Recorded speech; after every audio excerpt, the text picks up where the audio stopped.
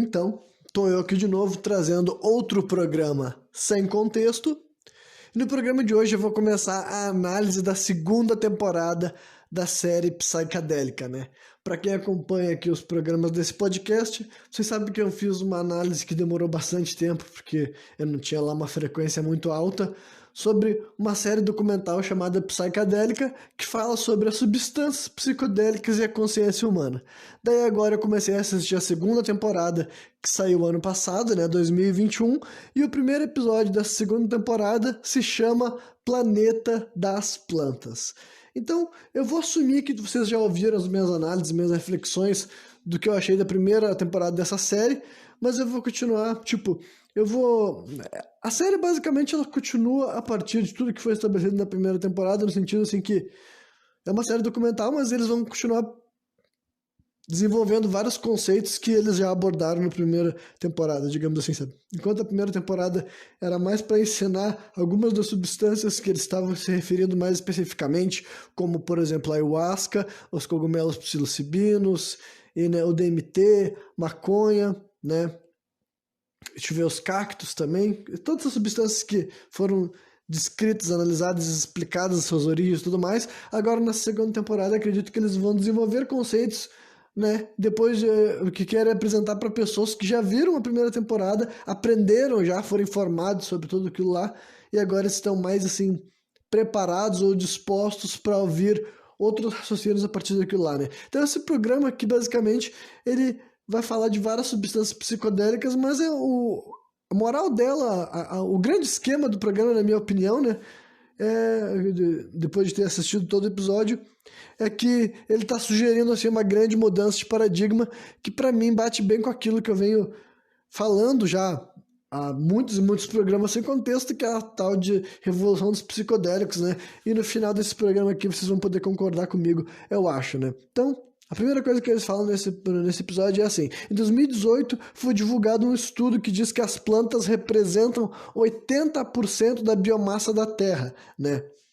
Seguido pelas bactérias. Então, essa é uma coisa assim que eu particularmente não tinha esse tipo de informação, né? Então é um estudo bem recente, né? 2018, que está dizendo isso. E quando dizem plantas, são as plantas terrestres, entendeu? Mas aí, tudo quanto é tipo de planta, todas as flores, todas as folhas, todas as árvores, enfim, todas as plantas diferentes do mundo, entendeu? Todas as culturas diferentes de plantas que a gente conhece, somando todas elas, representam 80% da biomassa. Isso quer dizer matéria orgânica, matéria com vida do nosso mundo, né? Muito mais do que os animais, muito mais do que qualquer outra coisa que existe aqui no nosso planeta, sabe?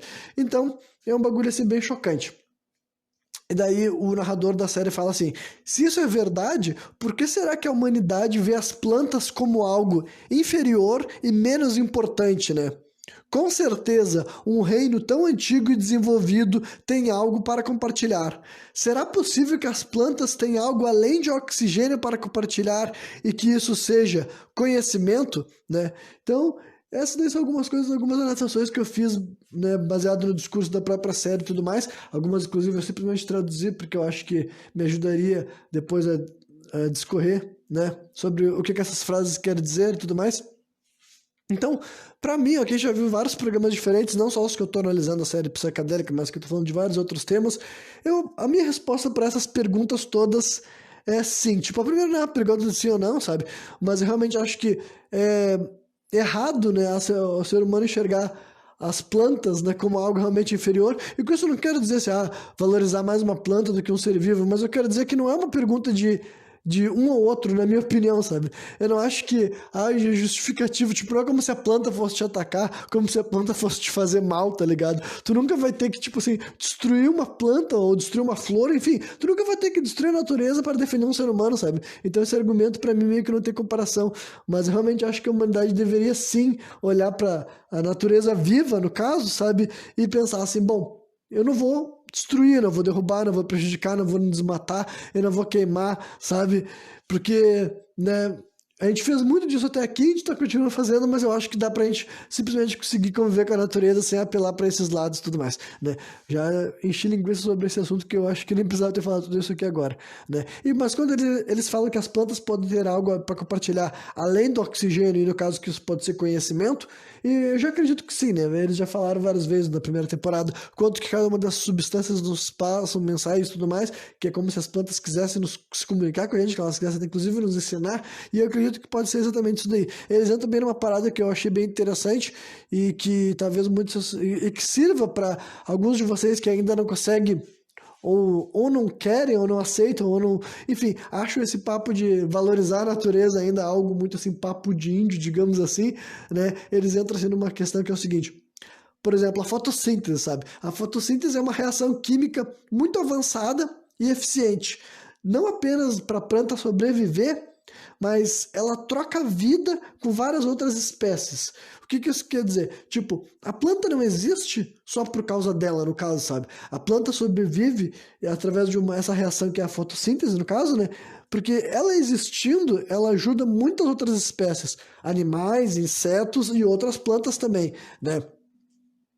Aí eles falam que as plantas, além de ter memória de curto e longo prazo, a- as plantas são capazes assim de ajudar a formar seu próprio ambiente. Eles dão exemplo assim de uma árvore, sabe? A árvore cresce e daí quanto mais a árvore se expande, essa expansão dela não é uma coisa assim que ela tá tomando um espaço, sabe? Ela tá se permitindo ser utilizada, entendeu? Nasce plantas, nasce fungos, animais moram dentro daquela árvore, entendeu? E eles entram assim na questão de que tudo isso realmente rola uma comunicação, né? Que as plantas literalmente, tipo, eu já vi gente falando em podcast assim, como se a ideia de que as plantas se comunicam seja algo assim esotérico, sabe? E eu fico surpreso com quanto coisas assim que já não estão mais na esfera do achismo, sabe? Ou no bagulho assim do misticismo, tá ligado? Já é um bagulho assim científico, mas ainda assim o público não ou não refletiu muito sobre isso, ou não teve acesso muito a esse tipo de questão, né? Mas o que eu tô dando toda uma volta para dizer é que sim, as plantas com certeza não. Com certeza se comunicam umas com as outras e com os animais com coisas como, por exemplo, os aromas e os feromônios, sabe? Então, realmente, sem qualquer questão assim, sobrenatural da parada, sabe? As plantas se comunicam sim, elas se comunicam com as outras, elas se comunicam com os animais. Então é bem possível que as plantas se comuniquem conosco também, entendeu? Através dos aromas e dos feromônios, embora essa comunicação, tipo assim, nós, enquanto humanos, temos a necessidade de tentar transformar aquela comunicação em algo assim. A gente antropomorfa aquele sentimento, aquela informação, aquela comunicação, sabe? A gente tem que tentar traduzir isso para nossa versão humana de comunicação, porque, enfim, sabe? A gente tem essa necessidade com tudo, sabe? O ser humano, tudo que ele não é capaz de compreender em outras existências, no caso, ele tenta transcrever para palavras, sentimentos e reações humanas para ficar mais compreensível, digamos assim, sabe? Mas então, assim, plantas se comunicam, saibam disso, entendeu? E quando alguém sugerir isso, estejam, enfim, estejam informados que é assim mesmo que acontece, sabe? Não tem nada de esotérico, paranormal, ocultista nisso. As plantas realmente conversam através dos cheiros, dos aromas e dessa parada de feromônio que realmente é um bagulho bem doido, né? Daria pra ficar falando muito sobre isso, eu acho. Né, eu já falei assim sobre a consciência e sabedoria dela, tinha feito uma noção sobre isso, mas eu acabei de falar basicamente sobre isso, né? E daí teve outra coisa que eu achei interessante, que uma das. Enfim, várias dessas frases que eu tô assim mencionando e tudo mais, foi dito assim não só pelo narrador da série, mas também pelos pesquisadores que aparecem ali, né? De várias áreas, ligadas a várias partes relacionadas a esse tipo de substância e de consciência humana, por exemplo, né? Mas teve umas colocações que eu achei interessantes, que tipo assim, a gente volta para aquela ideia de que tem muita pessoa que enxerga as plantas como inferiores ou até, tipo, insignificantes até, sabe? Mas, na verdade, as plantas são os heróis desse planeta, sabe? No sentido de que elas forneceram absolutamente tudo que é necessário para o mundo existir e quando eu tô falando isso, inclui a nossa espécie, sabe? Para nossa espécie, elas nos forneceram coisas como oxigênio, né? Vamos começar pelo óbvio, mas que parece que as pessoas se esquecem, né? Mas, além disso, forneceram comida, roupas, abrigo, medicina, né, que são as plantas que a gente sempre utilizou para nos curar, sabe? Medicina e, é claro, as plantas psicodélicas, né? Que todas essas coisas assim foram utilizadas pela nossa espécie basicamente antes de se tornar ser humano, sabe? Quando era o primata que fez a transição, digamos assim, sabe? Para nossa espécie humana, sabe? Porque, né? Basicamente, sem as plantas o ser humano não existe, sabe? É um bagulho assim que tá mais do que na hora do ser humano cair na real de que nós precisamos das plantas, mas as plantas não precisam da gente, sabe? E é muito engraçado que mesmo que a gente precise das plantas para praticamente tudo, a gente ainda não enxerga elas como, tipo, a nossa vida, a nossa salvadora, os nossos heróis, sabe? A gente não tem essa noção, perdemos por completo, sabe? Esse sentimento de devoção com aquilo que nos fez existir em primeiro lugar, sabe? Daí depois eles voltam para alguns indagamentos que eu posso responder que sim, como por exemplo assim, será possível que algumas plantas estão tentando nos conectar com a inteligência da natureza? E a minha resposta é sim. Aparentemente, algumas plantas parecem nos permitir vislumbrar algo mais infinito e extraordinário do que aquilo que nós vemos regularmente, né? Aí tá falando das substâncias psicodélicas e tudo mais, né? Isso aqui é um bagulho que já foi abordado com o tipo várias e várias vezes ao longo das décadas, sabe? Essa noção, tipo, os hippies já tinham ficado com essa ideia de gente que amava a natureza, mas muito antes dos hippies existirem, as plantas psicodélicas já estavam diretamente relacionadas com todos os povos humanos da história, os indígenas. E quando eu digo indígenas, eu quero dizer índios que existiram no mundo inteiro, sabe? Não existe um lugar no planeta Terra que não tenha tido uma organização tribal, xamânica, animista, enfim, com alguma espécie de prática psicodélica, sabe? Isso daí, em todo lugar do mundo, com todas as etnias, com todas as culturas, em algum momento da história humana, das pessoas que viveram naquele ponto específico ali, entendeu? A realidade era tribal, era xamânica, era indígena. Isso daí é um fato já, hoje em dia, sabe? Então, inteligência da natureza, mais infinito. Ó, daí depois eles entram assim também outras coisas que deixaram aqui, ó. Às vezes, uma única experiência é o suficiente para mudar totalmente a forma com que você quer viver. Ó, aqui entrou no bagulho que eu acabei de me mencionar, mas eu vou repetir entre partes, né? Que as drogas, né, não são coisas novas. Eu já falei isso várias e várias vezes, mas acho que sempre vale a pena bater nessa tecla, porque é uma das coisas que ajuda a desmistificar essa substância na cabeça de várias outras pessoas. Talvez desmistificar não seja a palavra certa, porque as drogas também têm muitas coisas místicas sobre elas. Mas eu quero dizer que tirar certas ideias que as pessoas têm muito... Enfim, são uma visão, um recorte muito moderno e muito, assim...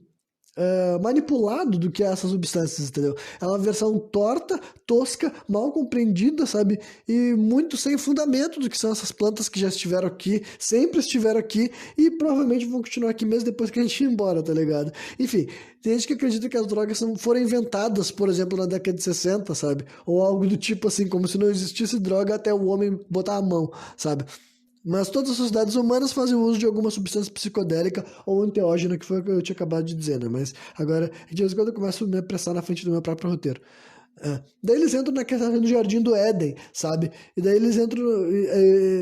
tipo, Jardim do Éden, eu não sou especialista da Bíblia, mas até eu sei que o Jardim do Éden, sabe? Onde começou tudo, assim, então, quando era perfeito, onde tinha a árvore do conhecimento e tudo mais. Só que daí eles entram numa coisa, assim, que é a parte daí que você sabe que eu não sou uma pessoa que acredita na Bíblia como algo factual, mas eles vão direto para a parada, eles não vão falar da Bíblia de um ponto de vista histórico. Eles vão falar da questão de que muita gente interpreta, né, que o Jardim do Éden seria uma alegoria, né, e que há uma época que os seres humanos eram mais integrados à natureza e aos animais, sabe?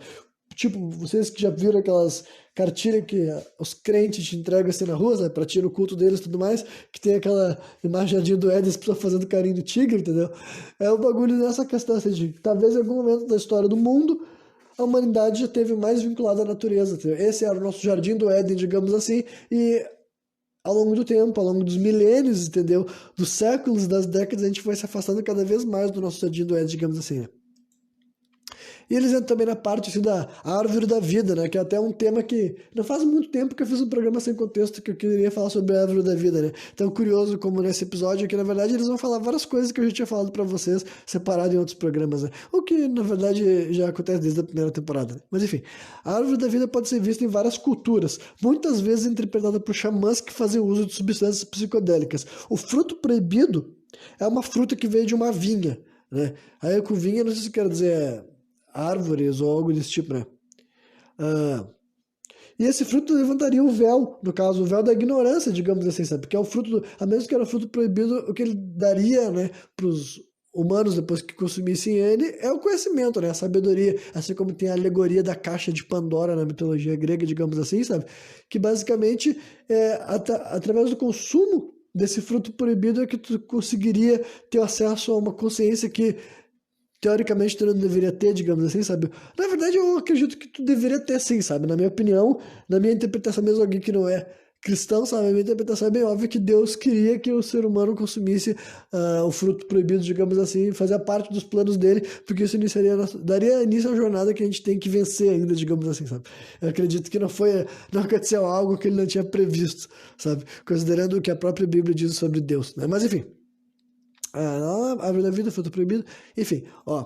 Aí eles falam sobre a mitologia do Éden sumeriano também, que pelo jeito existia um jardim do Éden sumeriano, sabe? Lá são encontradas duas árvores, a árvore da vida e a árvore do bem e o mal, sabe? Enquanto a árvore da vida traria a imortalidade, a árvore do bem e o mal acabaria se transformando no símbolo que a gente conhece como o Anki, sabe? Aquela espécie assim de cruz suméria e tudo mais, eu vou chamar assim, né? Que é a ferramenta civilizatória, sabe? Daí eles entram na questão assim, se os sumérios conheciam a ayahuasca. Por que tá falando de sumério conhecer a ayahuasca? Já entraram no raciocínio que, tipo, não é porque hoje em dia essa prática só existe, no caso, só conseguiu sobreviver na Amazônia, diga, através dos povos que habitam a Amazônia, no caso, sabe? Eles entram na ideia de que, como eu já tinha dito no programa especificamente sobre o DMT, sobre a ayahuasca, que a combinação para fazer a bebida que a gente conhece hoje em dia como ayahuasca poderia ser feita em outros lugares do mundo, não necessariamente com os mesmos ingredientes, mas existem, tipo, diversas plantas que produzem DMT, sabe? Em várias famílias de plantas, inclusive família das árvores de acácia, que existe mais de 11 mil espécies e várias dessas 11 mil espécies também produzem DMT e tudo mais. E existem várias outras substâncias que produzem aquilo, a parte inibidora, sabe, eu nunca guardo essas informações, entendeu? Tipo assim, mais técnicas, mas o ponto é que existiria como fazer a bebida que a gente compreende como ayahuasca em outros lugares do mundo, desde que as pessoas tivessem esse conhecimento, sabe? E daí, enfim, voltando para a narrativa, né? Se os sumérios conheciam a ayahuasca, sabe, poderia explicar uma história mais recente, mas ainda assim antiga, né? Por causa que daí eles vêm aqui pro Brasil para falar sobre a união do vegetal, sabe? Que a união do vegetal é uma espécie de igreja da ayahuasca, sabe? Assim como já existe aquele também o Santo Daime, sabe? Que é uma espécie de culto em torno da ayahuasca, digamos assim, sabe? Também tem a união do vegetal, sabe? E que é aqui no Brasil, já tinha ouvido falar, né? Por ser brasileiro, inclusive, né? Ensina que a ayahuasca não é nativa da Amazônia, mas foi trazida pelo rei Salomão em uma antiga viagem intercontinental, né? Aí isso aqui é só tipo assim, mitologia, digamos assim, sabe? Ainda não temos provas, assim, de que houve uma viagem sabe, de povos daquela região ali, né? O rei Salomão vivia na região do Levante, se eu não me engano, sabe? Todo o contexto bíblico ali e tudo mais, né? Não existem essas provas cabais, assim, mas eu já não posso dizer para vocês que não tenha ouvido várias e várias pessoas falando desse tipo de coisa, inclusive não só brasileiros, tipo assim, no caso, esses caras que não são brasileiros, mas a União do Vegetal é brasileira, né? Mas tem culturas assim mais indígenas mais ao norte do Brasil que também contam histórias do tipo, e culturas norte-americanas também, sabe, de povos nativos da América do Norte também tem histórias que batem com essa informação, tá ligado? Então, é um bagulho que a primeira vez que eu vi, eu fiquei assim, mano, que completamente loucura, sabe? A primeira vez que eu vi. Só que conforme tu vai vendo de mais fontes e outras pessoas, tu pensa assim, mano, que sabe isso daí que parecia completamente absurdo, tá se tornando cada vez menos absurdo, digamos assim, né? Mas enfim, evidências antropológicas sugerem que os nossos ancestrais possuíam um conhecimento mais profundo das substâncias e integravam elas em suas vidas espirituais. Isso aqui eu acho também que é bem indiscutível. Quer dizer, não dá pra dizer que é indiscutível, sabe? Mas para qualquer pessoa que gastar tempo suficiente pesquisando sobre o tema, eu acho que é uma conclusão fácil de se chegar, ou pelo menos tem evidências, sabe, que sustentam a ideia de que o ser humano já teve uma relação muito mais profunda com as drogas, no sentido assim que até esse tema, sabe, é muito difícil até estudar essas substâncias, porque não é como se tu fosse, tipo, qualquer texto antigo fosse se referir a substâncias que a gente descreve como psicodélicas ou drogas, sabe, com esses nomes, tá ligado? Eles iam chamar as plantas por outro nome, sabe? Eles iam chamar pelo o termo que fazia sentido naquele contexto histórico, sabe? Mas ainda assim, né, eu concordo com essa afirmação também, sabe? Que eles fizeram na série, que é bem provável, sim, que os seres humanos já tiveram uma relação muito mais profunda. Da onde que eles tiravam a orientação, da onde que eles tinham as informações, né? Já que eles não tinham a nossa internet, bom, aí eu vou deixar pra criatividade de vocês, né? E daí, enfim, os psicodélicos foram utilizados desde o início da humanidade por diversos xamãs indígenas ao redor do mundo, né? Algo que foi dito várias e várias vezes nessa série e por mim também. Para melhor entender os efeitos dessas plantas, as culturas eram guiadas por um professor espiritual que os guiava pelo processo de cura, um xamã. Daí eu vou falar um pouco sobre os xamãs, assim, né? Na cultura pop e também nessa função de história. Porque eu entendo que tipo, para muitas pessoas assim que não tenham, sei lá, as mesmas convicções, talvez espirituais, do que como funciona a nossa realidade, sabe? Seja mais difícil de, talvez, dar de credibilidade para esse tipo de história de xamã, ou se quer entender o que exatamente está querendo dizer por isso daí, né? Mas é um termo que, tipo, na cultura pop a gente sempre viu xamãs como, assim, figuras, assim, capazes de realizar procedimentos mágicos ou de cura, sabe? Seja na ficção, assim, jogos mesmo, assim, sabe? É uma classe comum em jogos de fantasia, digamos assim, sabe? Quem joga vários jogos já viu personagens que são xamãs, várias vezes eles usam elementos da natureza, sabe? Bolas de fogo, raio, água, enfim, coisas assim que tu vê, né? Gelo, enfim, todas essas coisas que a natureza é capaz de produzir. Eles costumam ter esse vínculo, né? Essa é a versão, assim, da cultura pop, sabe? Não só hollywoodiana, né? Dá pra dizer que várias, enfim, em mangás, sabe? E, enfim, as pessoas fazem isso em mídia variada, né? Só que agora, isso daí é o tipo de coisa que eu não acho que seja assim tão ruim, que tem gente que fica muito ofendido com qualquer espécie de representação assim, mas tipo, até na minha obra eu criei um personagem que ele é o xamã dessa versão, sabe? Sendo minha obra de ficção e tudo mais, de pancadaria e fantasia sombria, que é um personagem que ele é xamã desse estilo, sabe? Mas é que eu acho que isso daí é simplesmente uma romantização para fazer um entretenimento, sabe? Isso não é necessariamente deturpar, ofender uma cultura real. Só que agora, por que que essas histórias, por que que hoje em dia as pessoas falam esse termo xamã, por exemplo, aí eu tô falando essa palavra várias e várias vezes, é porque veio de uma noção indígena real, de práticas reais, e na vida real os xamãs eles eram esses guias espirituais, sabe? Eles eram assim, realmente muito importantes para a função de uma sociedade tribal, sabe? O xamã, e esse nome não é necessariamente sempre o mesmo tempo, sabe? Mas quando tá falando xamã, é qualquer pessoa que é atribuída diversas funções que eu vou talvez dar uma espécie de listada aqui, não necessariamente como uma lista, né? Mas enfim. Aí eles informam também assim que os xamã, tem gente que data os xamãs desde a Idade da Pedra, tem registro desde a Idade da Pedra que as tribos já tinham, sabe? Desde que o ser humano começou a se organizar basicamente em tribos, uma das primeiras coisas que eles acharam que era importante ter é alguém que fosse o xamã, tá ligado? E com certeza, olha, é bem óbvio, na minha opinião, é bem óbvio que isso não se tratava de charlatanismo, tá ligado? Porque hoje em dia é muito comum pessoas que são muito céticas ou, sabe, ah, por exemplo, assim, eles são, além de ser ateus, eles são aqueles ateus que sentem a necessidade extrema de não acreditar em nada que eles não experimentem, sabe? E daí eles vão atribuir as limitações deles para todos os outros seres humanos e qualquer outro ser humano que sugere ser capaz de ver, falar, fazer, sentir ou ouvir algo que ele não seja, para ele aquela pessoa mentirosa, uma golpista, uma charlatã, psicótica, alguma coisa de errado tem que ter com a pessoa, entendeu? Então, é óbvio que eu não acho que isso daí começou como charlatanismo, sabe? É óbvio que eu não acho que há dezenas de milhares de anos atrás, quando começou a se estabelecer ao redor do mundo inteiro a necessidade de existir alguém que seria o xamã, o guia espiritual, alguém que traria informações do outro mundo, entendeu? É alguém que teria um pé no mundo físico e no mundo espiritual, alguém que conversaria com os espíritos, alguém que traria informações sobre caçadas, traria informação sobre o que eles deveriam fazer para unir mais o grupo, para ter mais, enfim, entrosamento da tribo, sabe? Era alguém muito, muito importante, sabe? Não era o líder, tipo assim, o governante, mas ele tinha uma importância equivalente em algumas culturas, talvez até superior, sabe?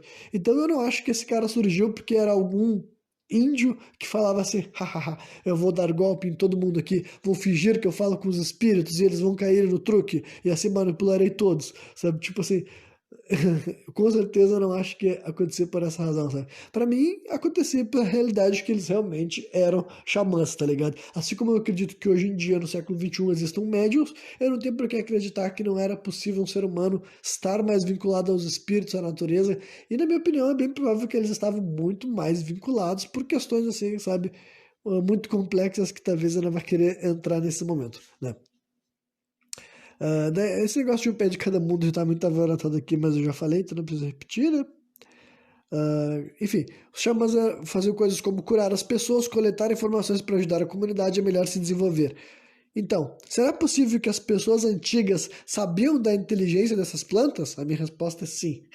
Plantas são centenas de milhões de anos mais velhas do que as pessoas, e para muitas culturas, eles são a fundação da sociedade. Os antigos sabiam que nós precisamos das plantas mais do que eles precisam de nós. Isso aqui é algo que eu já tinha dito, acabei me repetindo, perdão, né? Enfim, existem diversas plantas que consistentemente fornecem visões ou esclarecimento aos seres humanos, né? No caso, isso seria substâncias psicodélicas. É uma informação que, tipo, outra coisa que fez a humanidade se tornar mais fascinada pelas substâncias psicodélicas no dia de hoje, e por ter esse conhecimento que essas pessoas utilizavam as substâncias psicodélicas desde que o mundo é mundo, porque a substância psicodélica não é um bagulho assim totalmente à parte, sabe? Não é aquela fantasia que era vendida assim de alucinação e cada um vive uma loucura. Não é bem assim que a banda toca, sabe? Conforme foi se tornando mais assim, um negócio mais foi mais analisado, fica evidente que o ser humano de outras épocas também sentia coisas parecidas que o ser humano de hoje em dia sente, sabe? Se hoje em dia o ser humano do século XXI, vivendo na selva de pedra, sabe? Ele se sente mais tocado, mais vinculado, mais próximo da natureza, dependendo da substância que ele está utilizando, no cenário que ele está utilizando, na mentalidade que ele está utilizando, sabe? Imagina então um ser humano que já vive mais em contato com a natureza, mais no cenário tribal, enfim. É bem provável que eles tinham uma conexão muito maior ainda, sabe? O vínculo que eles tinham, e na minha opinião vai até longe, assim, até coisas que eles podiam enxergar, ouvir, sentir. Eu não duvido que as pessoas de outras épocas viam, ouviam, sentiam coisas que nós hoje em dia não podemos nem sonhar, sabe? Porque simplesmente eles eram realmente muito distantes de nós em várias questões, sabe? Assim, de não só de tempo, mas de espaço, mas enfim, em todas as áreas eu diria, né? Mas indo adiante. Visões. E daí eles entram assim também na questão de que tem uma região específica que tem atraído cada vez mais o interesse de pesquisadores, que é a Amazônia, né? A Amazônia, todo mundo que está me ouvindo deve saber do que se trata, né? É impossível que vocês não conheçam. E daí eles mencionam sobre a ayahuasca e o Yahé, né? O Yahé é um nome assim que umas tribos da América Central ali dão para bebida que nós conhecemos com a ayahuasca, basicamente, sabe? E porque a Amazônia ela passa por 9 países aqui, né, da América do Sul. E daí eles mencionam que, mais uma vez, né, a substância, o composto químico que tem na bebida da ayahuasca que faz a gente ter a jornada. Tipo, eu não estou me aprofundando na descrição do que é isso, porque vocês deveriam ter visto já, ouvido, né, os outros programas sem contexto que eu falei sobre tudo isso, né. Mas eles entram que é onde tem o DMT, né, a dimetriptamina, que basicamente é aquela substância que também que a gente cria dentro do nosso corpo, né, de maneira endógena. Enfim, a via de ayahuasca faz com que a experiência dure horas em vez de minutos, sabe? Se tu fazer a mistura das folhas com não sei o que lá e fumar, tem toda uma composição, uma receita que eu também não sei como é que funciona, a tua jornada de DMT vai durar alguns minutos, entendeu? O DMT fumado.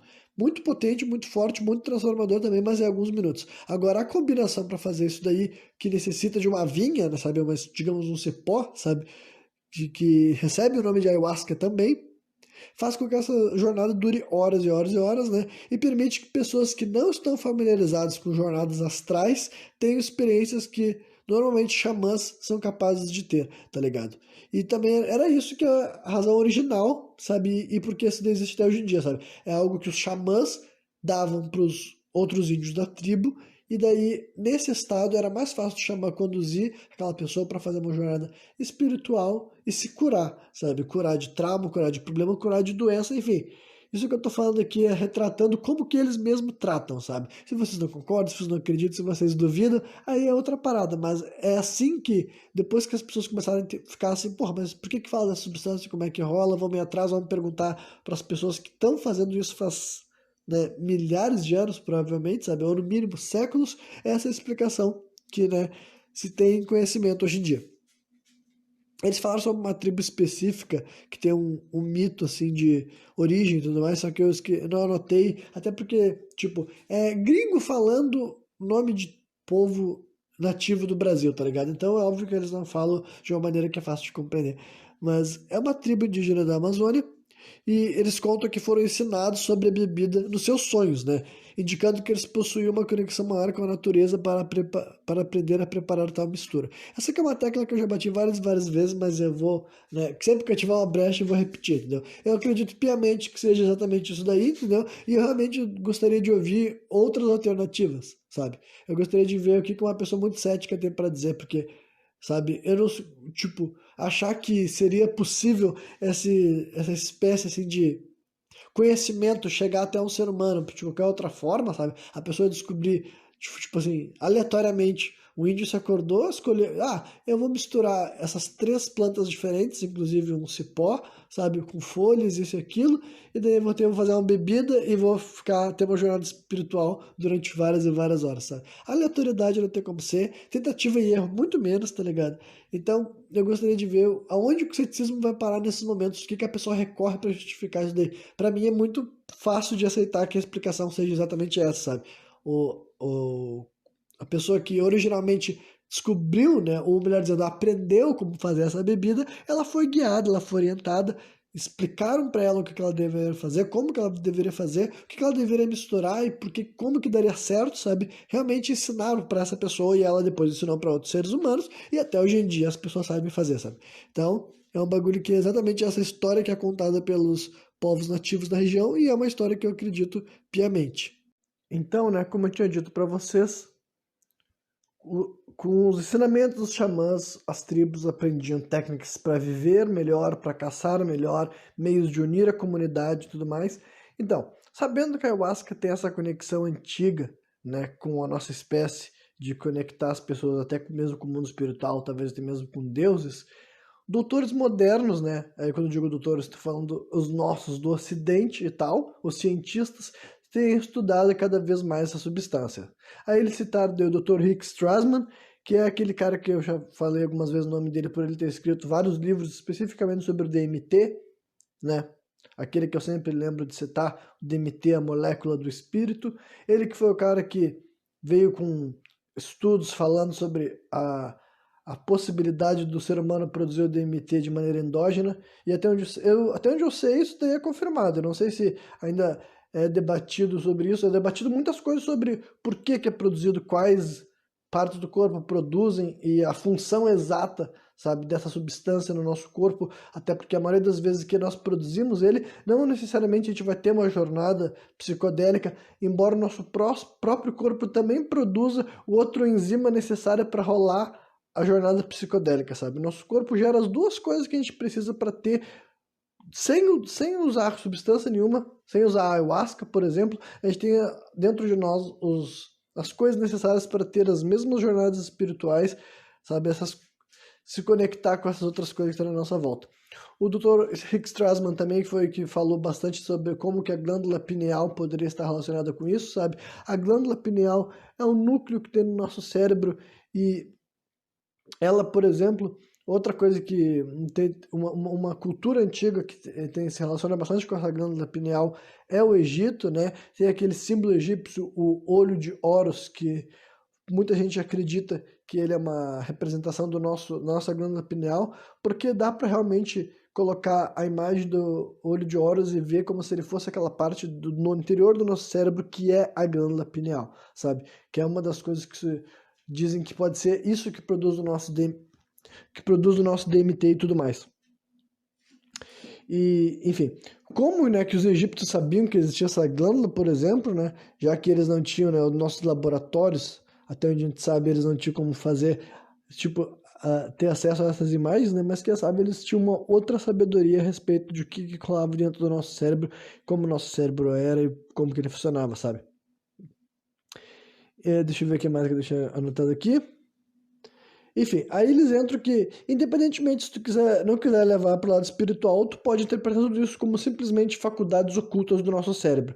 O que é fato é que nós somos capazes de acessar as coisas dentro da nossa mente, sabe? Seja encontros com seres interdimensionais ou simplesmente então uma sabedoria dentro da nossa própria mente que normalmente a gente não está tendo contato com ela, sabe? Então, fazendo uso ou não de substância psicodélica, a gente pode encontrar isso dentro de nós mesmos, né? Enfim, e além de nós, seres humanos, eles também falam que as plantas e os animais também possuem DMT endógeno, sabe? Outros animais, no caso. Então, deixa ainda mais complexo essa coisa de o que exatamente o DMT faz e o que os outros animais enxergam, talvez, sabe? Graças a esse tipo de substância, por exemplo. Aí eles sugerem que possivelmente esse tipo de composto químico está dentro do nosso corpo para nos informar o que é a realidade, e quando eles falam realidade, não necessariamente a nossa realidade física terrena, o nosso mundo consensual, mas também essa realidade envolve nossos sonhos, né?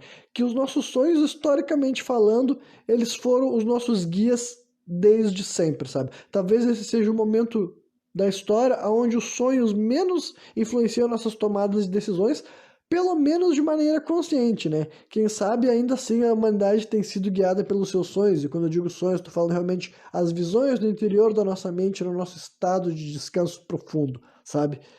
Quem sabe, então, muitas pessoas ainda fazem as coisas que eles fazem por esses sonhos, mesmo que eles não tenham consciência sobre isso. Mas antes, isso não era um segredo, sabe? A humanidade se moveu para fazer coisas graças às imagens mentais que eles tinham durante o sono deles. Isso sempre foi algo que justificou as pessoas irem atrás, perseguirem, ambicionarem, buscarem, sabe, fazerem diversas coisas drásticas, sabe, não só para mudar a vida deles, mas de verdadeiras culturas e sociedades ao seu redor, né? Eles citam uma pesquisadora chamada Gimo Borgin, né? Que falou, realizou estudos recentes, se não me engano, de 2018, as pesquisas dela, que fala que o DMT aparentemente é produzido na glândula pineal, no hipocampus e o neocórtex, né? Todas as zonas assim do nosso cérebro relacionadas a coisas muito importantes, como, por exemplo, aprender coisas e a nossa memória, sabe? Então pense muito nisso, isso que é muito importante, é uma informação, na verdade, que eu acho que é importante vocês ter sempre na mente, mas pro resto desse programa, sabe? Pense nisso, entendeu? O DMT é produzido em áreas do nosso cérebro que são relacionados com o aprendizado e com a memória, que são duas coisas que eu acredito serem extremamente vitais, né, para nossa passagem aqui na Terra. A gente aprender as coisas e poder se recordar dos momentos de aprendizado, por exemplo, né? Aí, muitos cientistas especulam, né, que os nossos ancestrais produziam mais DMT que nós e por isso tinham maior conexão com a natureza, né? Aí eles já estão atribuindo o DMT essa função de ser, né, o nosso elo com o mundo natural. E eu posso concordar, eu posso achar tipo, que faz todo sentido, considerando que ela faz parte da ayahuasca, que faz parte de tribos que vivem no coração da Amazônia, que dá para dizer assim, tribos que conseguiram sobreviver lá e coexistir naquele ambiente, sabe? Durante séculos, quiçá milênios, eu acho que dá para dizer que eles são mais conectados com a natureza do que a maioria de nós, sabe? Então, eu já tinha falado coisas parecidas com isso há um tempo atrás, sabe? Nesse programa aqui, no caso, que eu acredito que essas pessoas podem até enxergar, ver, ouvir e sentir coisas que a maioria de nós sequer sabe que está aqui na nossa volta, sabe? E eu concordo bastante com esse tipo de coisa que, se tu me disser que os seres humanos que viviam lá na Amazônia há 1.500 anos atrás, eles produziam mais DMT do que nós e isso mudava a vida deles de maneiras que a gente nem é capaz de compreender com clareza, eu digo, olha, faz bastante sentido que seja algo nessa linha mesmo, sabe? E daí eles entram assim, o que tá tão distinto, né, entre nós e esses povos indígenas que eu fiquei falando tanto aqui, né? Nós fazemos consumo de diversas coisas não naturais que podem afetar diversas áreas do nosso cérebro, sabe? E daí realmente fala de várias coisas, sabe? Seja assim, a nossa alimentação, né? A famosa dieta, no caso, né? Dieta não é tu estar... Tipo, dieta é aquilo que tu bota dentro do teu corpo, basicamente, sabe? Tudo que tu te alimenta, no caso, significa a tua dieta, né? Então, a nossa dieta, e não só isso, as substâncias que a gente ingere, sabe? Quando eu digo substâncias, são tanto remédios vendidos na farmácia ou drogas, né, ilícitas também, sabe? Enfim, tudo que a gente consome ou deixa de consumir, o jeito que essas coisas são fabricadas, embaladas e chegam até nós é muito diferente do consumo de tudo que esses outros povos, né, indígenas faziam. Então, né, essas são algumas coisas que eles abordam. Eles entram numa coisa que eu já li, tipo, eu não fiquei tão chocado porque eu já vi as pessoas falando disso algumas vezes, mas eu confesso que ainda não sei, tipo assim, muito bem o que eu acho dessa coisa que eu vou falar a seguir, né, que tem a ver com o negócio de calcificação da glândula pineal, sabe? É um negócio que, tipo, eu nunca tinha falado especificamente desse tema aqui em nenhum programa, apesar de eu ter noção desse tipo de coisa, já vi assim, pra mim sempre pareceu um negócio meio conspiracionista, né, mas como eles falaram no programa, eu vou falar sobre isso também, mesmo sem ter certeza sobre o quão quente é isso aqui. Eu não sei se esses estudos relacionados a isso têm avançado, sabe, ou se é realmente assim uma coisa sem fundamento, mas que tem ganhado força, porque a primeira vez que eu ouvi falar de que o flúor, sabe, o flúor é uma substância e tudo mais que a gente usa, por exemplo, na nossa pasta de dente, sabe? E não só na pasta de dente, mas na água que a gente bebe, né? Nosso tratamento, a nossa água já vem com uma quantidade significativa de flúor.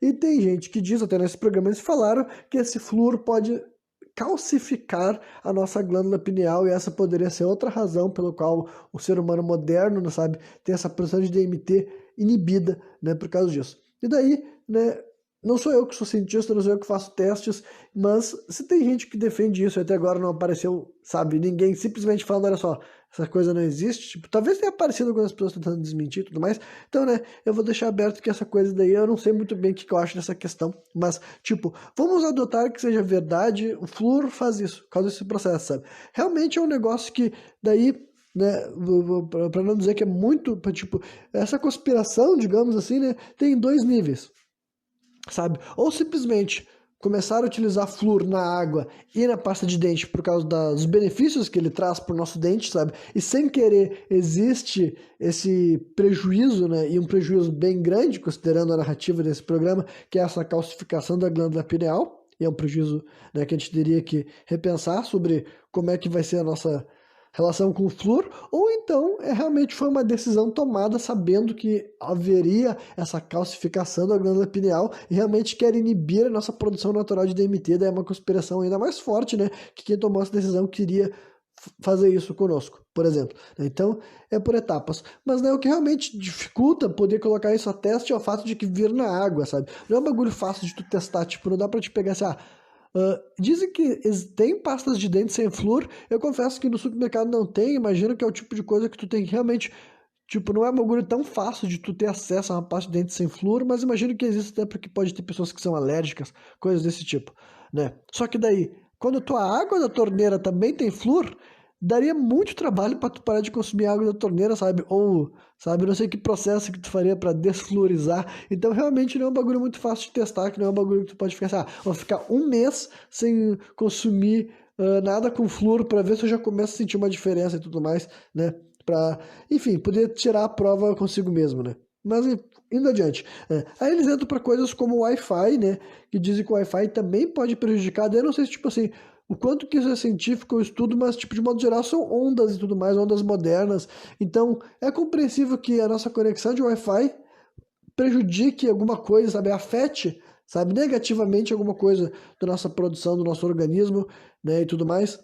E eles entram também na parte da radiação, que a radiação é emitida por vários dos nossos eletrodomésticos, né? Isso daí é um bagulho que é real, tipo, sem conspiracionismo nessa parada, no caso, né?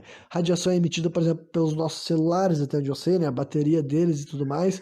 E coisas como micro-ondas, por exemplo. Acredito que quase todo aparelho eletrodoméstico, assim e tal, emita níveis variados, aparelho que tem bateria no caso, sabe? Emita níveis variados de radiação e realmente não tem estudos no dia de hoje, ninguém pode afirmar categoricamente o quão prejudicial ou não é, sabe? Justamente porque é uma tecnologia de agora, sabe? A gente tem que observar atentamente o corpo dessas pessoas que estão crescendo, utilizando telefone celular, por exemplo, tão próximo do rosto durante tanto período, para poder afirmar o que está afetando, deixando de afetar. Mas essa é algumas das coisas que tem no nosso mundo moderno, que todos nós estamos rodeados, entendeu? Que isso pode ser coisas que afetam a nossa produção de DMT com relação aos nossos ancestrais, por exemplo, né?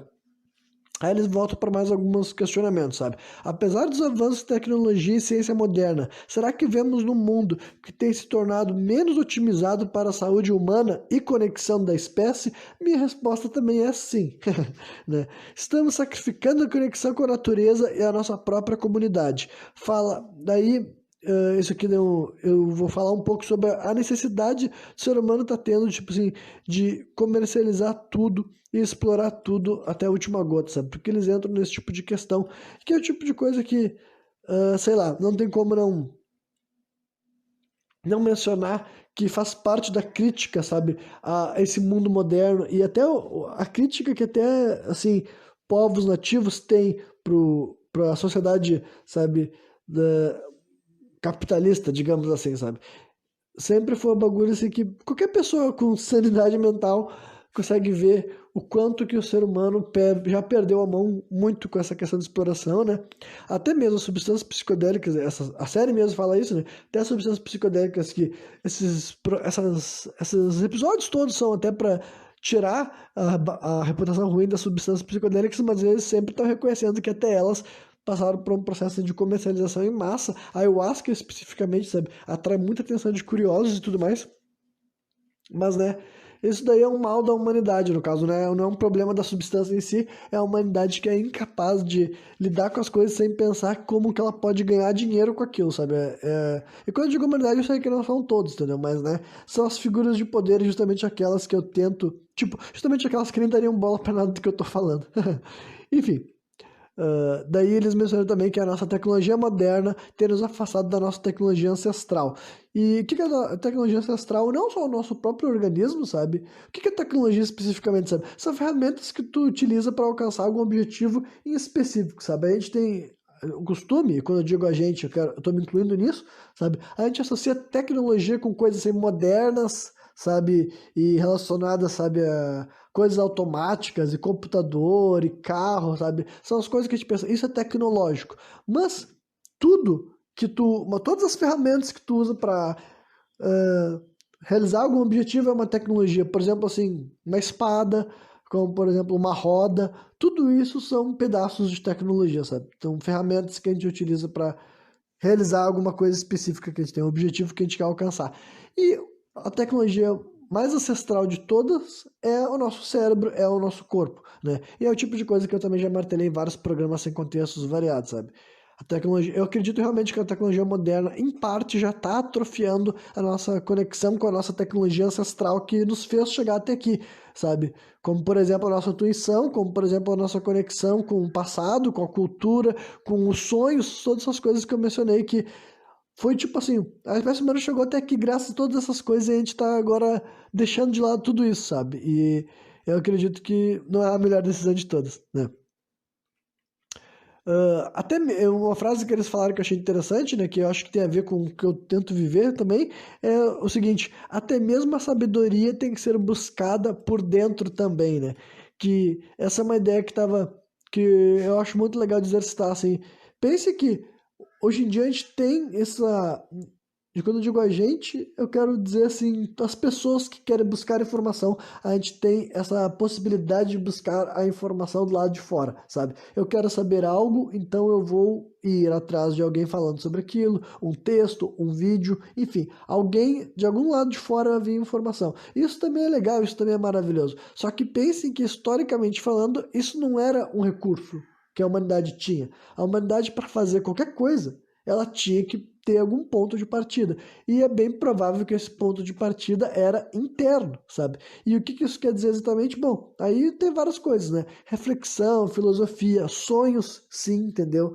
Essa sabedoria que pode também ser proveniente de cultos, de estados de transe, de experiências psicodélicas, de conexão com espíritos. E aí vai várias coisas diferentes que vão ser as crenças, mas tudo isso é a mesma coisa. É olhar para o lado de dentro, sabe? É usar o cérebro, é se conectar com o próprio cérebro, com a própria mente. A raça humana fez isso o tempo inteiro, constantemente, para chegar até o dia de hoje, sabe? E depois que se tornou mais padrão a ideia de buscar conhecimento lá de fora. E eu acho que as duas coisas são válidas, sabe? Eu acho que eu Inclusive, eu tento ser isso constantemente, sabe? Eu sempre estou colocando os meus pensamentos, os meus raciocínios, as minhas reflexões, os meus ponderamentos, aquilo que eu sinto dentro de mim, sabe? É isso que fundamenta os meus raciocínios, mas eu sempre gosto de saber o que que os outros estão falando, sabe? Para eu ver o que que eu concordo, o que que eu discordo, e assim eu vou conseguir entender melhor aquilo que eu mesmo acho, sabe? Tendo pontos de referência, tendo informação, tendo acesso ao que os outros falam, o que os outros dizem, o que os outros pensam, eu vou poder entender melhor a minha própria sabedoria, digamos assim, sabe? O que que quando eu ouço bate, o que que quando eu ouço faz sentido, o que que quando me explicam eu consigo acompanhar o raciocínio e no final das contas dizer é verdade, eu consigo enxergar as coisas por esse prisma, e o que que conforme eu vou ouvindo, dentro de mim eu tô vendo que aquilo lá não concorda, não, eu penso, porra, eu penso diferente, eu enxergo por outro lado, eu tenho outros pontos que eu acho que dá para destacar contra isso daí. Então eu sempre tentei fazer esse jogo, sabe? Eu nunca deixei de lado o que eu realmente achava, a minha própria, né, voltando pro termo, a minha própria sabedoria, digamos assim, sabe? Seja lá se é minha ou não, se tá vindo de uma outra fonte também, externa também, que seja, mas eu sempre levei em consideração isso em comparação ao que os outros me falavam, sabe? Enfim, aí depois eles vão fazer uma crítica objetiva e clara aos medicamentos de farmácia, né? E destacam porque deles serem menos eficientes que as plantas em natura, né? No seu estado natural. Aí eles falam que a gente tem uma medicina que ela funciona sobre um processo assim, de isolar a substância, sabe? Tipo, todas as medicações são feitas de plantas também, né? Só que essas plantas, tipo, eles extraem, eles isolam partes dessas plantas e depois, né, acabam fazendo aquelas cápsulas, né? Ou comprimidos, os remédios que a gente compra na farmácia. E daí, basicamente, assim, tem pessoas que podem achar tudo isso meio conspiratório, mas eu não acho que seja conspiratório. Tipo, pode ser, mas eu não acho que seja uma conspiração infundada, tá ligado? É uma questão pragmática da parada. Ou a humanidade sempre esteve certa em fazer o consumo das substâncias em natura, porque, né, a medicina não existe de agora, né? A medicina é um conhecimento da humanidade, sei lá, vai saber desde quando as pessoas utilizarem plantas para curar, para melhorar de saúde, sabe, de várias doenças, de vários problemas, é um negócio que a humanidade está fazendo aqui há muito, muito, muito tempo. Quais eram os fundamentos, como que eles aprendiam e como que eles aprendiam e passavam adiante, tudo isso a gente pode discutir, mas o que não é discutível é se isso aconteceu ou não. Acontecia. 100% de certeza acontecia. Agora, só num passado muito recente é que se tornou normal a gente começar a substituir as plantas, sabe, os chás, enfim, as todas as formas de usar essas substâncias que a gente extraía diretamente da natureza e passou a utilizar o comprimido, a cápsula, né, o óleo feito direto, né, feito por desenvolvido por cientistas depois chegado até a farmácia para a gente fazer o consumo, sabe? Então é uma questão pragmática da parada. Tu acredita qual dos dois lados está certo, sabe? Tudo que a humanidade fez até chegar à invenção da indústria farmacêutica, ou a indústria farmacêutica estava correta e todos os restos da humanidade a gente estava fazendo um uso não ideal dessas substâncias de cura e agora sim nós estamos fazendo o melhor que a gente pode fazer, sabe? Então eu sou do ponto de vista, sabe, da primeira parte do raciocínio, sabe? Eu não acredito que a indústria farmacêutica é o ápice da cura, sabe? Eu acredito que esse sistema que eles inventaram, aí que também se divide, assim, níveis diferentes de conspiração, sabe? Ou a indústria farmacêutica foi uma invenção, assim, como posso dizer assim, ingênua, sabe? Quem estava fazendo acreditava que estava fazendo um avanço, ou quem fez isso sabia que não era a melhor forma de tratar doenças e fez isso com a intenção, assim, de criar um lobby de cura, né? Um lobby que ia arrecadar muito dinheiro, convencendo as pessoas a comprar os produtos em vez de fazer extrações naturais, sabe? Convencendo as pessoas de que elas precisavam ir até uma farmácia, pagar dinheiro por aquilo lá, em vez de simplesmente utilizar a planta que já existe e pode ser colhida e pode ser cultivada e tudo mais, sabe? Então, aí entra, tipo, eu posso dizer assim, sem ter medo de só conspiracionista, eu acredito também que seja a segunda opção, tá ligado? Eu não acredito que foi um acidente, eu não acho que a indústria farmacêutica foi criada com a intenção de ser um avanço para nossa sociedade. Eu acredito que foi uma das várias coisas que foi criado para aquele sentimento, assim, de exploração de recursos, exploração de sofrimento, sabe? De capitalizar, de gerar dinheiro, basicamente, sabe? Quem criou e que conseguiu fazer, sabe, pouco a pouco, década a década, sabe?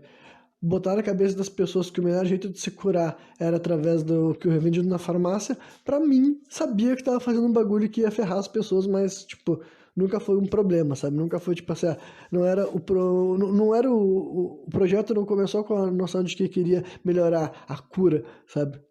Queria revolucionar nosso sistema de lidar com as doenças e tudo mais. Enfim, indo adiante na narrativa do programa, eles fazem mais alguns questionamentos, né? Como chegamos até aqui? Como nós permitimos que a tecnologia afete tanto a nossa espiritualidade? Talvez os alertas estavam lá, esperando para serem descobertos o tempo todo. Aí eles citam uma cidade do Egito, Nag Hammadi. Em 1945 foram encontrado aquilo que hoje em dia a gente chama de Gnostic Gospels, isso no inglês, né? Em português vocês podem pesquisar algo como escrituras gnósticas, sabe? O gnosticismo daria para fazer um programa só sobre isso. Eu não imaginava que eles iam citar gnosticismo nesse programa, sabe? Mas daí eu teria que estudar mais para poder falar. Mas de forma bem simplista, basicamente essas escrituras gnósticas, elas são escrituras bíblicas no sentido que elas têm toda a mitologia cristã que a gente está acostumada, só que ela conta com todo um lado místico, ocultista, e a própria igreja, quando essas escrituras gnósticas vieram à tona lá na década de 40 do século passado, a igreja considerou eles em heresia, porque ele trata de coisas assim como feitiçaria, bruxaria, sabe? Jesus tem outras capacidades mágicas, digamos assim, e tem partes da doutrina cristã que é igual à doutrina cristã bíblica que nós conhecemos hoje em dia, mas tem várias outras camadas de coisas que a Bíblia que as pessoas de hoje em dia conhecem não aceitariam, por exemplo, ou não concordariam, sabe? Então isso daí é basicamente o gnosticismo, e por algum motivo eles resolveram trazer isso à tona para citar os arcontes, né? Arcontes são um conceito que faz parte dessas escrituras gnósticas, sabe? Que eles são seres assim que basicamente eles habitam, sabe? Dá para te imaginar que eles habitam em outras dimensões, ou digamos assim, naquela famosa, assim, naquela expressão assim, o mundo das ideias, sabe? Eles são esses seres que eles podem controlar daí também os pensamentos e as ações dos seres humanos, e lá na mitologia gnóstica, digamos assim, eles eram muito temidos como os trazedores do mal para o mundo, sabe? Eles eram os seres que influenciavam a humanidade a fazer as más escolhas, digamos assim, e tudo mais. Então, né, eles perguntam assim, será que esses arcontes não representam alguns dos sistemas opressores que nos controlam hoje em dia?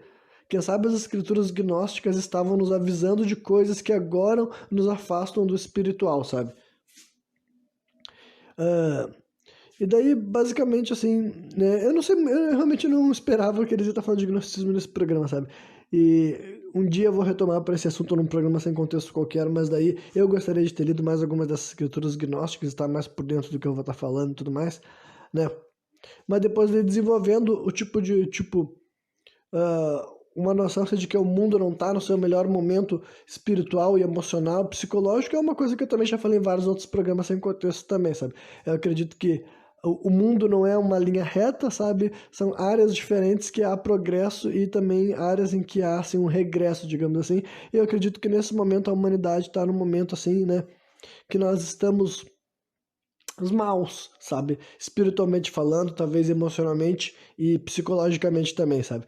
E eles mencionam algo tipo assim, ó.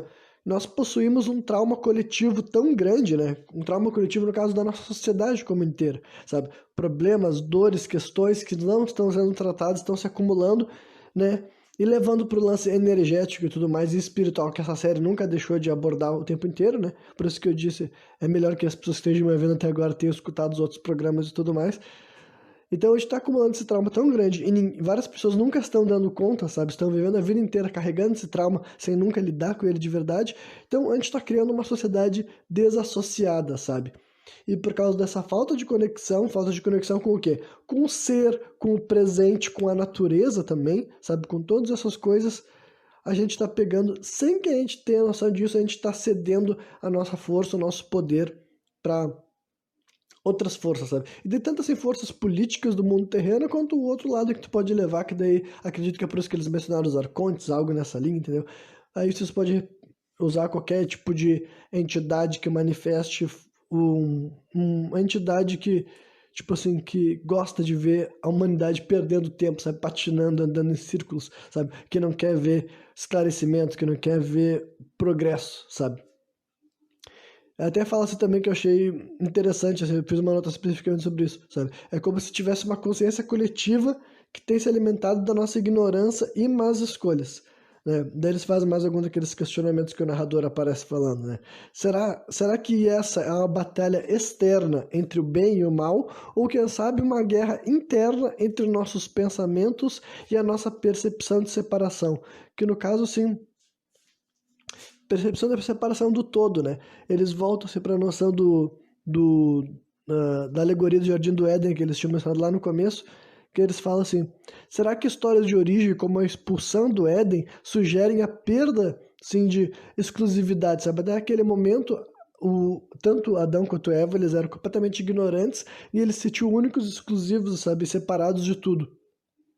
Quando eles consomem o fruto proibido, eles adquirem várias outras capacidades coletivas, sabe? Melhor dizendo, capacidades cognitivas, só que adquirindo essa percepção, eles iniciaram uma jornada que ainda está em, tipo, um processo até o dia de hoje, digamos assim, sabe? Mais uma vez, lembrando que eu estou falando de uma forma alegórica, entendeu? Eu não estou falando de uma forma literal. Você sabe que eu não acredito que tenha existido, assim, dois seres humanos específicos que o resto da humanidade descendeu deles, no caso, né?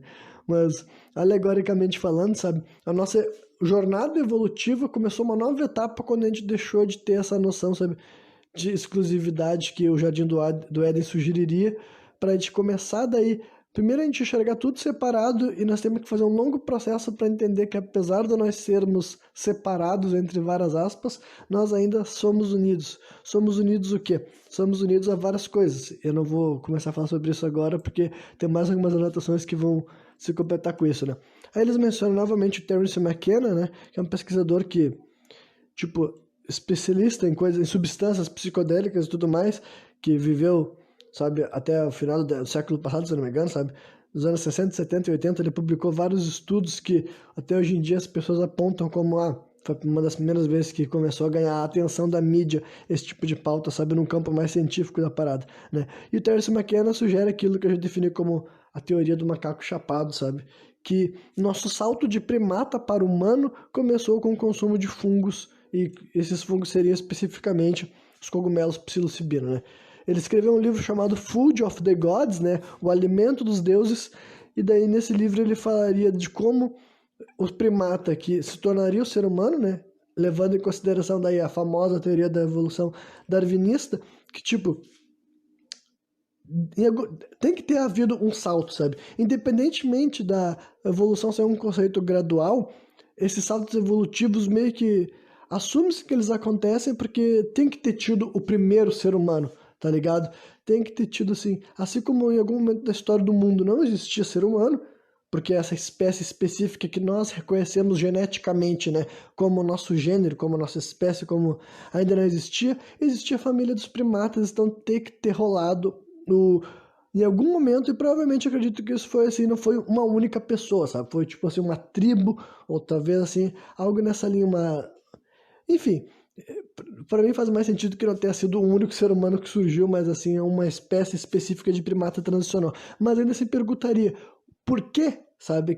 O que levaria até o momento exato, sabe? Qual seria o marco zero dessa transição de outro primata que não é necessariamente o ser humano para aquilo que nós reconhecemos como um Homo sapiens sapiens, né? E o Terence McKenna defendia abertamente que poderia ter sido o consumo de fungos, né? Mais uma vez, para quem não se lembra, por que os fungos, né, os cogumelos psilocibinos especificamente, teriam sido a primeira substância psicodélica a ser consumida pelos seres humanos? Porque eles nascem no esterco do gado, né, dos bois. Então, é um processo que poderia acontecer naturalmente. O ser humano primitivo ainda, sabe, antes de ser o ser humano, no caso, o hominídeo primata, tá caminhando, ele vendo crescendo um fungo no esterco, ele colhe, ele consome, e aquilo de lá teria uma reação nele, da mesma forma que a gente sabe que se um macaco consumir um cogumelo psilocibina, ele tem uma experiência psicodélica. Não é tão forte quanto a de um ser humano, sabe? Se um chimpanzé consumir um cogumelo, não tem uma experiência tão forte, não se comunica tão bem com a psique dele, com o cérebro dele, mas ainda assim faz ele sentir algo. Então, esse cara fala assim, olha, eu acredito que isso que rolou o salto evolutivo, tá ligado? Uma tribo, um grupo de seres humanos, que na verdade ainda não eram seres humanos, né, consumiram e isso daí expandiu a mente deles, porque assim como expandiria a mente de um ser humano, sabe? Imagina um ser que nem ser humano é, sabe? Ele tá completamente indo naquela visão que a gente imagina ser, sabe? Então, basicamente, isso coloca o psilocibino numa posição assim, de gatilho para fundação da nossa espécie, basicamente, sabe? E de várias outras coisas, como, por exemplo, linguagem e religião. Lembrando que tudo isso é especulação, sabe? A gente nunca vai saber quando que surgiu a linguagem, sabe?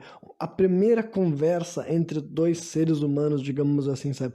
Quando que rolou a transição, a evolução entre simplesmente grunhir e emitir outros sons que os outros animais fazem, sabe? Para comunicação mais elaborada, onde havia, assim, sabe, sílabas, palavras e as pessoas conseguiam se compreender com a clareza que a linguagem proporcionou para nós, sabe? Nunca vai ter essa prova, sabe? A gente nunca vai saber exatamente quando que rolou e simplesmente vai ficar na esfera da teoria, sabe? E tu dizer que uma experiência com cogumelo psilocibino pode ter sido isso, para mim é razoável, sabe? Aí quem acha que não, tem que pesquisar, tem que pensar em outras alternativas, outras hipóteses, ou simplesmente não precisa aceitar. Como eu disse, é só uma teoria, tá ligado? Mas eu acredito que é uma teoria válida, mesma coisa para religião, sabe? A gente nunca vai saber quando que surgiu a primeira religião, e quando se diz religião, é a primeira versão da religiosidade, da espiritualidade, a conexão com o divino, provavelmente uma prática indígena, xamânica. Pode ter sido algo simplesmente que esse homem primitivo enxergou num sonho e ele já se acordou pregando para os outros? Pode, mas eu também acredito que pode ter sido algo que algum ser humano desse no início da nossa espécie teve uma experiência psicodélica e por isso ele sentiu a necessidade de transcrever aquilo lá para os outros, para sua tribo, para o seu grupo, enfim. E isso se tornou a proto-religião, sabe? Do que seria no futuro, sabe? Enfim, eles entram numa questão assim, de diferentes teorias evolutivas, sabe? Porque, vou explicar um pouco melhor isso. É questionar algumas lógicas que muitos de nós crescemos achando ser verdade e achando que isso é a única forma que o ser humano viveu por aqui, como, por exemplo, a ideia de sobrevivência do mais forte, sabe? Basicamente aquela coisa de que o ser humano é um predador, tipo, a gente se descrever como um predador alfa da mesma forma que a gente descreve um animal selvagem, sabe? Tipo, em todos os habitats tem um predador alfa e o homem gosta de se descrever como o alfa dos alfas por causa de várias outras coisas, como inteligência, ferramentas e tudo mais. Só que, né, tem gente que fala assim, não necessariamente o ser humano viveu com esse comportamento predatório, tipo, o tempo inteiro, sabe, de consumo e tudo mais. É bem óbvio que teve várias organizações sociais que não tinham necessidade de dominar, tipo, dominar tanto, sabe, a ponto de não existir mais aquilo que ser dominado, sabe? Simplesmente existir. Eles entram assim, em raciocínios que eles definem como simbiose, tá ligado? O que é a simbiose? É a cooperação, uma troca realmente até consciente, sabe, entre as espécies. E eles apontam que isso acontece naturalmente na natureza, né? Vários animais, vários seres têm completa noção de que a função deles, tipo assim, é uma coisa assim numa cadeia, sabe? Até assim, simplesmente coisas como a polinização realizada pelas abelhas, mas até aquelas comunicações que eu falei que as plantas fazem entre elas, sabe? Uma planta fornecer para outra, uma planta se tornar abrigo para um animal, sabe? A natureza é simbiótica e a espécie humana tem potencial de ser simbiótico também. Isso não quer dizer viver, sabe, naquela versão Jardim do Éden da cartilha que o crente te dá passando mão no tigre, sabe? Não é isso que eu estou sugerindo aqui. Só que agora, eu acredito sim que o ser humano pode existir nesse planeta vivo, próspero, íntegro, sabe, sendo feliz, sabe, pertencendo a esse mundo sem ser tão transgressor, sem ser tão tóxico, sem ser tão alienígena dentro do próprio habitat natural dele, né? Que tecnicamente todo o nosso planeta Terra é nosso habitat natural, claro que tem diferenças, né, geológicas e tudo mais da parada, né? Eles falam que tem que diminuir um pouco essa ideia de que a gente só chegou até aqui querendo ser o melhor e passando por cima de tudo, de todos e matando quem era mais fraco, porque essa é uma limitação e eu acredito daí, não são eles que falaram isso, mas eu tô adicionando que para mim é até uma agenda política, sabe?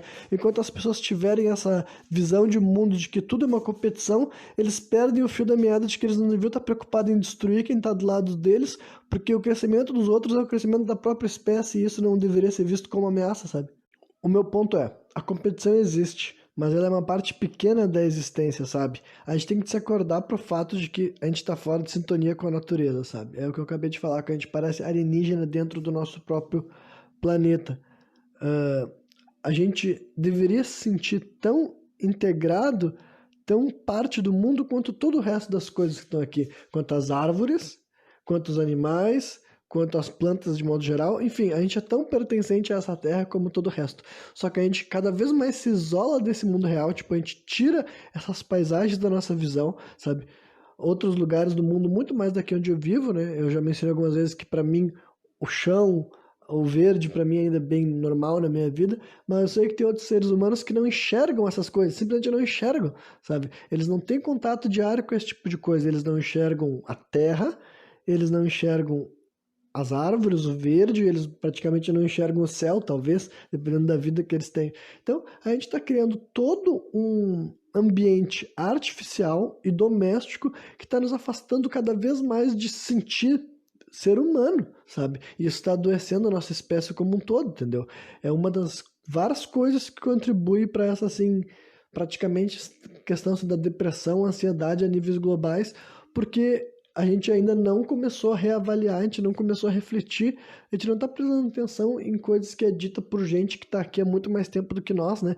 E não só por gente, porque eles, né, antes de concluir o programa, eles voltam assim a entrar na questão assim de que em plantas psicodélicas, como por exemplo a ayahuasca, sabe? Se elas podem ajudar o ser humano a se reconectar com o que importa, e aí quando eu digo que o que importa, realmente estou falando assim, a parte mais profunda da existência, a sabedoria, não só humana dessa vida, mas ancestral, antepassado e tudo mais, sabe?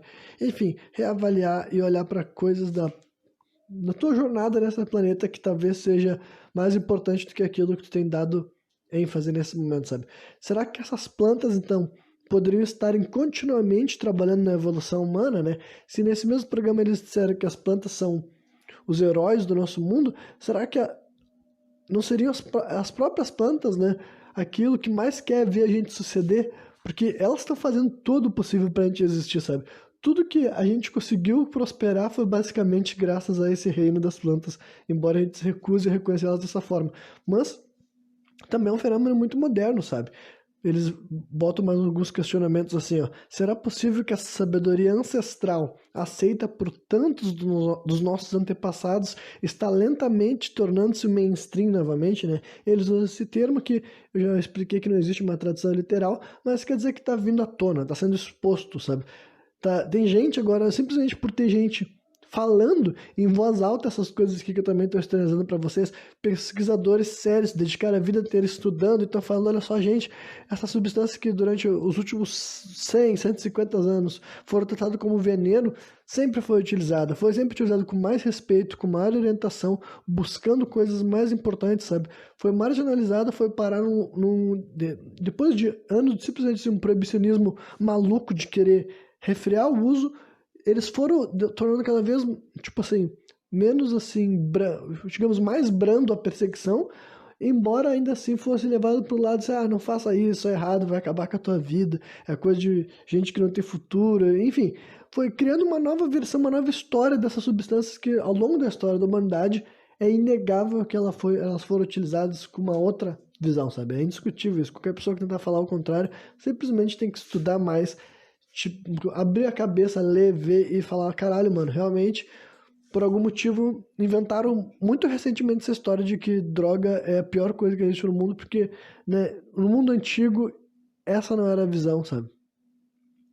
E daí eles entram assim, também na questão de alguns benefícios psicodélicos da saúde, que eu acho que sempre vale a pena ficar mencionando que as pessoas se esquecem, né? Apareceu alguns fuzileiros dando relato falando que eles são veteranos passando por aquele processo assim, de PTSD, sabe? É uma sigla em inglês para Post Traumatic Stress Disorder, que quer dizer transtorno de estresse pós-traumático. Eu acho que é isso daí, né? Enfim, que eles têm se voltado para terapia, né? Para terapia com ayahuasca. E daí eles citam dois estudos, né? Um, inclusive, feito por brasileiros. Eles não falam que é por brasileiros, mas eu consegui ler o nome das pessoas que fizeram o estudo, e são todas pessoas com nomes, tipo, que tu poderia ver aqui no Brasil, então provavelmente é um estudo feito por brasileiros, né?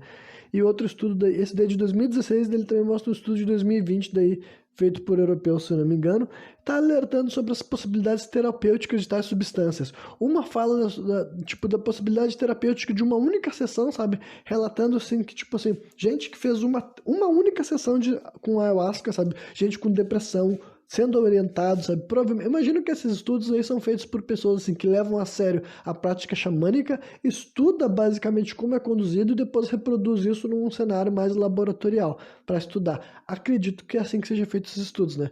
Mas daí esse estudo daí, feito por brasileiros, mostrou que das pessoas que fizeram o teste, eu não sei quantas que passaram por esse tipo de experiência, mas eles falaram assim que um único teste provocou assim uma redução em efeitos depressivos assim no cérebro, eles analisando como é que estava a atividade cerebral e a própria pessoa falando como tem sido a terapia dela, que são pessoas que já fazem terapia, né, com psicólogos ou psiquiatras, por exemplo. E nos 2 primeiros meses era notável o grande avanço que foi, sabe? A pessoa fez a terapia, não fez nenhuma outra sessão, e naqueles 2 meses posteriores dava para ver que ela estava sendo muito melhor, as reações do cérebro dela estavam mudando, realmente a atividade depressiva, sabe? Porque essa tem uma outra questão de a pessoa ser diagnosticada com depressão. Da atividade cerebral da pessoa hoje em dia, sabe, analisando esse tipo de coisa, fazendo testes mais específicos. E o segundo teste daí já era a longo prazo e falava assim que gente que fazia terapia com ayahuasca por 3, 6 meses estavam mostrando avanços que essas pessoas não tinham feito em anos e anos e anos de estudos. Ainda não é qualquer cientista, não é qualquer grupo de cientista que está disposto a se expor aí atrás de pesquisar e entrar especificamente nessa luta para trazer essas substâncias, outras substâncias mais fortes, mais potentes, entendeu? Mas eu acredito que vai acontecer justamente porque não é errado, tá ligado? Não é um bagulho sem fundamento, não é gente que tá querendo inventar moda, que tá querendo, vamos fazer virar loucura. Não, eles estão ouvindo o que já tem gente fazendo há milhares e milhares de anos, sabe? Simplesmente está querendo trazer esse conhecimento que é humano, é da nossa espécie, sabe? Pertence a nós, só que foi negado, foi tirado de nós e foi nos ensinado que é errado, enfim, que não tem nada de bom nesse tipo de substância, sabe? E daí eles entram assim naquela narrativa que eu já reforcei várias e várias vezes, é o que coincide a história, né, da revolução dos psicodélicos, né, porque os psicodélicos podem estar querendo nos acordar para melhorar nossas relações com a natureza e as outras formas de vida. Por que estão falando isso? Porque também esse é um sentimento que muita gente, sabe? Com esses estudos laboratoriais, os cientistas compartilhando o que eles foram descobrindo e os relatos que eles foram ouvindo das pessoas dele, esse tipo de sensação, de sentimento de se pertencer mais ao mundo, de tu olhar para o mundo e sentir mais essa união, sabe? Essa razão por trás de tudo e essa ordem também por trás das coisas, é uma das coisas que fica registrada em várias dessas substâncias psicodélicas, sabe? Sejam os ácidos, o DMT, maconha, cactos, a porra que for, tá ligado? Eles ainda têm essa mesma mensagem e provavelmente tem grande chance de isso ser algo que as plantas querem passar, sabe? Tem grande chance de fazer parte do discurso de várias dessas plantas psicodélicas, elas ainda querem passar a mesma ideia para ti, de que a gente precisa se relacionar melhor com a natureza, se a gente precisa se relacionar melhor com as outras formas de vida e também com os próprios seres humanos, né? Enfim, indo adiante, os psicodélicos podem provocar esse despertar, mas nós precisamos aprender a utilizar essas ferramentas, né? No caso daí, é reforçando aquela ideia de que em momento nenhum essa série tá, tipo assim, pregando o uso indiscriminado e sem fundamento de substâncias psicodélicas. Ela realmente traz até um moral, assim, que eu nem gosto de, eu enquanto Renan indivíduo, não gosto de ficar trabalhando, porque eu não gosto muito, assim, de discursos que apelam para moral, para ética, porque que é certo, porque é errado. Eu tento realmente falar assim, eu acho que isso vai te ajudar ou se não vai te ajudar, tento ir mais por essa linha, sabe? Mas dá para ver que eles até têm um subtexto de recriminar o famoso uso, sim, recreativo dessas substâncias, mas eu também entendo que o uso recreativo surgiu da proibição, da ignorância, da falta de informação, e eu também não estou aqui nessa posição de criticar quem faz, sabe, quem usa uma substância dessas para ir para uma festa. Quer dizer, a ayahuasca eu critico muito, sabe, realmente eu acho que qualquer pessoa que usa DMT para curtir uma festa é um completo do imbecil. Mas agora, outras substâncias, sabe, sei lá, cogumelo e ácido, eu já vi várias histórias sobre isso. Talvez seja tão errado quanto a ayahuasca, eu não sei, mas a ayahuasca para mim é muito absurdo. Ficar sabendo que tem gente que usa ayahuasca em qualquer contexto que não seja simplesmente introspecção, sabe? Enfim. E daí, aqui uma das coisas que eu já falei antes da hora, mas tudo bem, não tem problema, vamos repetir mais um pouco, né? Afinal, é o que eu faço regularmente nesses programas. Através do uso das substâncias, nós começamos a nos conectar com a natureza. E pouco a pouco, né? Não é da noite pro dia, não é tipo, fumei um baseado, usei um cogumelo, sou o Tarzan. Não, não é isso mesmo. Embora para algumas pessoas, se a pessoa é extremamente alienada, tipo assim, a ponto dela ter assim, Tipo, pelas coisas que estão me ouvindo, eu vou até reforçar, por exemplo, eu nunca consumi um cogumelo, tá ligado? Mas vocês ouvindo todas as coisas que eu já falo antes de eu estar consumindo cogumelo, eu já estou muito mais disposto a entender a mensagem, não é como se vai estar assim, me expondo para algo que eu não estou nem sujeito a aceitar como uma possibilidade, que é essas substâncias serem bacanas e elas quererem nos influenciar a fazer coisas bacanas, porque, enfim, elas sempre estiveram aqui para isso, entendeu? Não é algo novo. Mas agora, eu realmente acho que talvez uma pessoa muito alienada, que ela nunca conseguiu olhar para uma árvore com qualquer espécie de respeito, sabe? Seja aquela, o estereótipo do cara blá blá blá blá, sabe? Quem sabe essa pessoa, uma primeira experiência para ela é uma verdadeira uma paulada que ela fica, mano do céu, pela primeira vez na minha vida, eu não tô desprezando a natureza, sabe? Eu não tô achando que os insetos não servem para nada, eu não tô achando que a natureza é uma porcaria e que a única coisa que eu tenho que fazer é explorar até o final e era isso, sabe? Então talvez esse tipo de pessoa seja completamente assim, arrebatada na primeira experiência.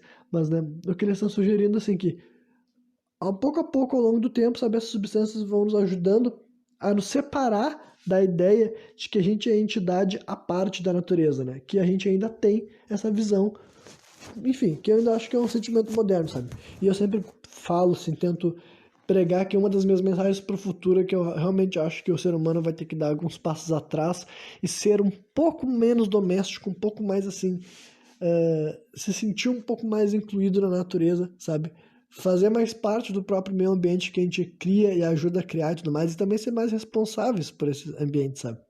Porque a gente é exatamente isso, sabe? A gente é tão natural quanto o peixe, quanto a árvore, só que a gente fica inventando razões para não se enxergar assim, tá ligado? E não que a gente também não, tipo, não só a gente inventa, mas a gente também é ensinado, né? A gente é ensinado desde o berço que a gente não é exatamente aquilo que a gente é. Enfim, nos reconectando com a natureza através das medicinas psicodélicas, por exemplo, né, nós podemos ser capazes de nos curar e reabrir caminhos dentro da nossa própria mente, que sempre estiveram aqui, né? Lembrando que nesse programa todo eles também falaram o quanto que nós hoje em dia, os humanos do século XXI, somos menos suscetíveis a essas experiências por várias questões que podem variar, como radiação, ondas emitidas pelo Wi-Fi, alimentação, enfim, todo o nosso excesso de marketing, vários pontos da nossa cultura pode impedir a nossa conexão com essa sabedoria ancestral, com as nossas próprias capacidades cerebrais mesmo, sabe? E as substâncias que nós produzimos dentro de nós e nem compreendemos exatamente por que que nosso corpo faz isso, né? Mas as substâncias psicodélicas várias vezes parecem ser um meio de ajudar a gente que se esqueceu disso a se lembrar, sabe? Gente que está há muito tempo, ou quem sabe nunca sequer tinha pensado na possibilidade dele ter, o cérebro dele ser algo além do que ele já imaginou, sabe? Enfim, e quem sabe fazendo esse tipo de coisa, sabe? O mundo em si pode se curar, né? Depois que as pessoas que fazem parte dele começarem a se curar. Para pouco a pouco a gente reconstruir aquele jardim do Éden da assim, alegoria, sabe? A gente fazer o jardim do Éden, tipo, no caso, não que vai ser igual na alegoria, mas a gente vai entender o que aquela alegoria estava falando. Que a gente ser um ser humano que, agora que a gente partiu da ignorância do ser que não tinha, tipo assim, do ser pré-ser humano que não tinha noção de tudo, a gente se tornou um ser consciente, a gente vai passar por uma longa jornada de consciência e se tudo der certo, sabe? No final dessa jornada, a gente vai ser uma espécie que agora a gente entendeu a nossa função, a nossa responsabilidade e como que nós podemos ser um ser que coexiste, sabe, para agregar valor para nossa espécie, para o nosso mundo, sabe, e não para ser assim um ser que parece um parasita, que parece um invasor, sabe. Então é isso aí. Quem me viu até o final, espero que tenha curtido. E qualquer dia eu tô de volta novamente, trazendo mais um programa sem contexto.